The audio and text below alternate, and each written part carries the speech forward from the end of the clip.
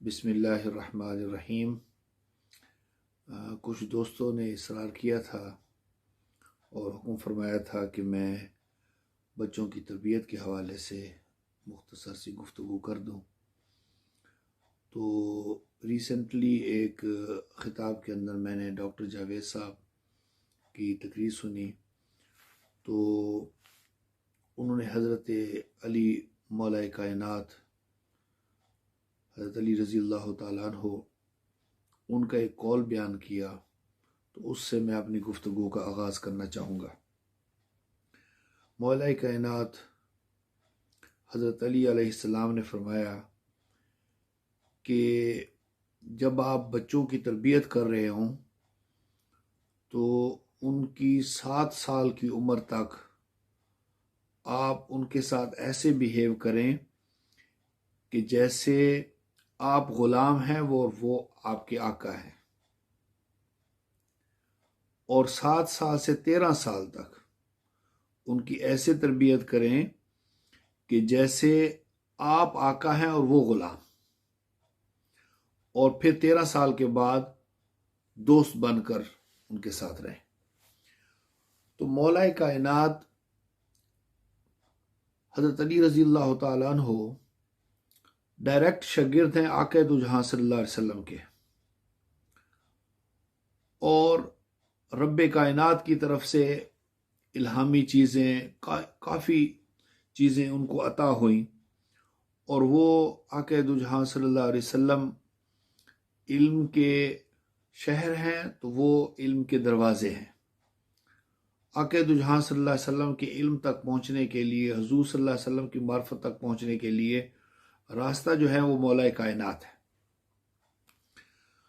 तो उन्होंने बहुत सारी चीज़ों को, यानी समुंदर को कूजे के अंदर बंद कर दिया। लोगों को ये सिखा दिया कि बच्चों की तरबियत के दौरान ये चीज़ नहीं करनी चाहिए कि बचपन के अंदर जब बच्चे को समझ ना हो उस वक्त आप ये करें कि उन पर सख्ती कर रहे हों, उनके अच्छे बुरे की तमीज़ भी नहीं। आप जब उनको समझा, مثلا 3 साल का बच्चा है, उनको समझा रहे हैं, उनको सही समझ ही नहीं आ रही, लॉजिक नहीं समझ, अभी वो ज़बान पर दस्तरसी नहीं हासिल की, और आप उसका कंपेयर कर लें जो 10 साल का बच्चा है, या जब बच्चा मिच्योर हो चुका होता है उसके साथ कंपेयर कर लें, तो हज़रत अली रज़ी अल्लाह तआला अन्हु ने एज के एतबार से ये फ़र्क बयान कर दिया कि आपने किस तरह का सलूक करना है। अब ये हर इस एस्पेक्ट में नहीं होता कि आप बिल्कुल ही ग़ुलाम बन कर रहे हैं और उसकी हर चीज़ जो गलत चीज़ है, जो डेंजरस चीज़ है, बच्चा आग में हाथ लगा रहा है तो आप कहें नहीं मैं ग़ुलाम हूँ, ऐसी चीज़ नहीं है। ये एक पर्टिकुलर चीज़ की तरफ मौला कायनात का इशारा है। हम क्या करते हैं, हम बचपन में छोटी उम्र से अपने बच्चों के पढ़ाने के लिए या कुछ चीज़ सिखाने के लिए सख्ती करते हैं, मारपीट करते हैं। ये समझने की उम्र नहीं होती, इसमें बच्चा इतना जो अच्छे बुरे की तमीज़ नहीं समझ सक रहा होता। तो उस वक्त जिस तरह हम अडल्ट को नहीं मारते, अगर बड़े बच्चे को हम या किसी अडल्ट को, बड़े आदमी को मारें तो वो तो आपके साथ बातचीत ही ख़त्म कर देगा, बल्कि एक मारेंगे वो 2 मारेगा। तो अब चूंकि अल्लाह रब्बुल इज़्ज़त ने हमें सलाहियत दी है या बड़े होने का, कि हम फाइनेंशियली उनकी हेल्प कर रहे हैं, हम कहते हैं जी बाप है हम लगा सकते हैं, थप्पड़ लगा सकते हैं, ये चीज़ गलत है।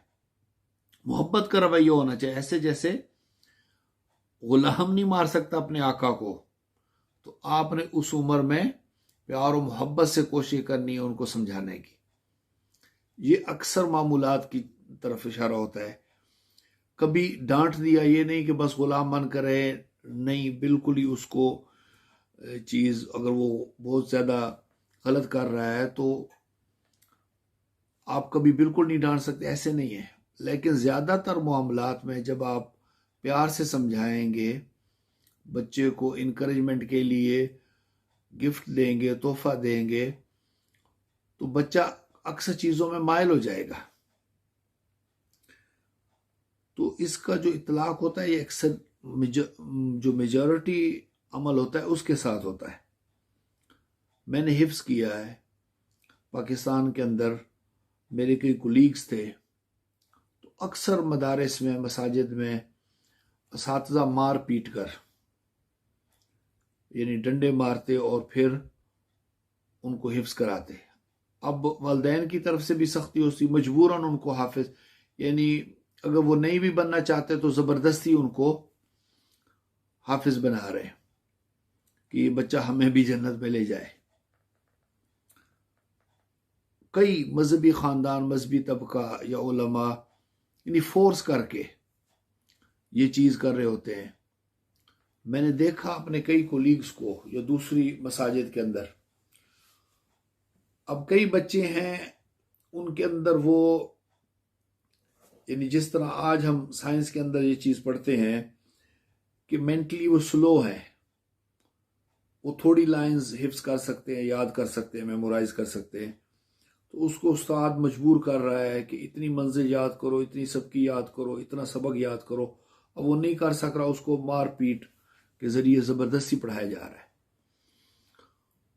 उधर से वालिदैन भी सख्ती कर रहे हैं, अगर उसका दिल नहीं चाहता कि मैं नहीं पढ़ सकता, मेरे अंदर सलाहियत नहीं है कि मैं इतना ज़्यादा याद कर सकूं, उस्ताद सख्ती कर रहा है, तो वो भी मार पीट कर मस्जिद में भेज रहे हैं।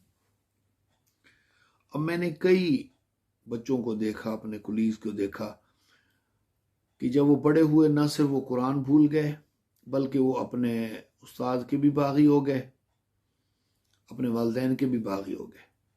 हाफिज बनाना तो दूर की बात, आलिम बनाना तो दूर की बात, जन्नत में वो ले जाए ये तो दूर की बात है, वो अच्छे इंसान भी ना बन सके। वजह क्या थी? वजह गलती थी हमारे असातिज़ा की, हमारे हुफाज की, हमारे उलमा की, हमारे वालिदैन की, हमारे बड़ों की। आक़ा दो जहां सल्लल्लाहु अलैहि वसल्लम ने कभी नहीं फरमाया कि हिफ्स करने के लिए या कुरान पढ़ाने के लिए मारो। हुजूर सल्लल्लाहु अलैहि वसल्लम का अपनी औलाद के लिए यह अमल तो नहीं था। हम हर बात में कुरान की, हदीस की, हुजूर सल्लल्लाहु अलैहि वसल्लम की सीरत की बातें करते हैं और ख़ुद अपने ऊपर अमल नहीं है हमारा कि हुजूर ने तो फरमाया नहीं। हुजूर सल्लल्लाहु अलैहि वसल्लम ने तो अपने अमल से एक चीज़ कर रहे हैं, प्यार से उस चीज़ की तलकीन कर रहे हैं, उनकी औलाद उनके नक्श कदम पर चल रही है। कभी मजबूर नहीं किया, कभी मारा नहीं, कभी हमारे तो असातिज़ा डंडों से यानी मार मार कर मजबूरन हिफ्स करवाते हैं या कुरान पढ़ाते हैं, या स्कूल का काम, स्कूल के अंदर ये चीज़ें हुआ करती थी, तो वो बच्चे फिर बागी बन जाते हैं। उनको नफरत मिली, वो भी आगे नफरत देते हैं, उनकी किसी के लिए मोहब्बत नहीं होती, हत्ता कि वो फिर जुल्म सितम कर रहे होते हैं दूसरे मुआशरे के लोगों पर, उनको वो नहीं होता, वो कहते हैं हम पर भी जुल्म हुआ है। सहाबा कराम ने कभी ऐसा नहीं किया था कि अपनी औलादों को ज़बरदस्ती पढ़ाया हो। अब एक बच्चे की सलाहियत पढ़ने की तरफ नहीं है, उसका किसी काम की तरफ रुझान है।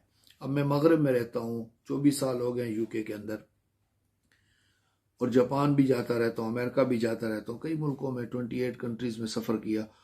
वहाँ पर क्या है, एक तो बच्चे को खेलने की तरफ ज़्यादा, कि 7 साल तक बच्चा खेलता रहे, खेलने से जो है वो उसकी ज़्यादा मेंटल ग्रोथ होगी, नशो नुमा होगी। हमारे वालिदैन कहते हैं कि हमसे निकल जाए, असातिज़ा, स्कूल, नर्सरी, वो बस हमें तंग ना करे, खुद टाइम नहीं देते, खुद फेसबुक पर, सोशल मीडिया पर, मोबाइल पर लगे रहते हैं, जैसे ये बच्चा पैदा नहीं हुआ बल्कि ये डाउनलोड हुआ है, आज के लैंग्वेज के अंदर अगर हम कहें तो। अपनी दोस्तों से गप्पें शपें और मोबाइल पर लगे रहना, अपनी एक्टिविटीज़, अपनी फिल्में देखते रहना, अपने ड्रामे देखते रहना, उस खुशी के लिए बच्चों को इग्नोर करते हैं कि बच्चों के साथ खेले।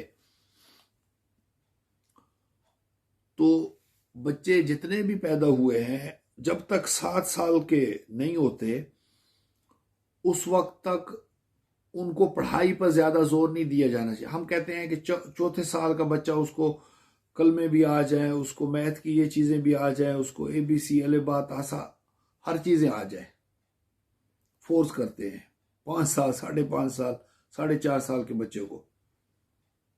7 साल तक बच्चा जो है, आप फिनलैंड की एजुकेशन को स्टडी करें, वहाँ ज़्यादा खेलने पर कि इसकी नशोनुमा होगी, ग्रोथ होगी, ये बच्चा, इसका बचपन अच्छा गुजरा हुआ होगा, चाइल्डहुड जब अच्छा होगा तो उसके अंदर सलाहियत ज़्यादा पैदा होगी, जैसे ही वो बड़ा होगा वो ज़्यादा चीज़ें जल्दी पिकअप कर लेगा।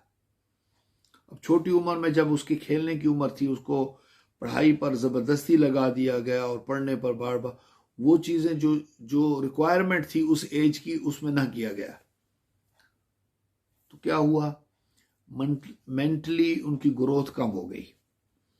7 साल के बाद जब बच्चे को पढ़ाई पर लगाया, उसका रुझान देखे, अगर वो मोटर मैकेनिक बनना चाहता है उसको मोटर मैकेनिक बना दे, वो उस फील्ड में माहिर हो जाएगा। यहाँ पर अगर कोई लकड़ी का काम अच्छा करता है तो उसको उस काम पर लगाया, उन्होंने लकड़ी की फैक्ट्रियां बना दी,